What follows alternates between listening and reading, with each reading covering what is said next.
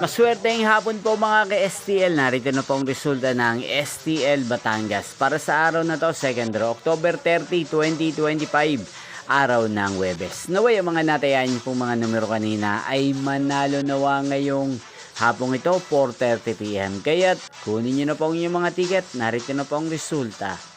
Ang mga numerong nanalo sa STL Batangas ngayong hapong ito, October 30, 2025, 4:30 PM. Second row result, 17 at 17 or Pompiang 17.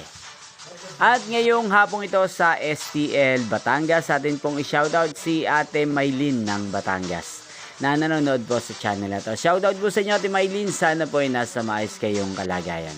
Inyo pong napanood ang resulta ng STL Batangas sa channel na to, Roderick Hernandez TV. Magkita-kita pong muli tayo mamayang 8:30 PM. Thank you for watching.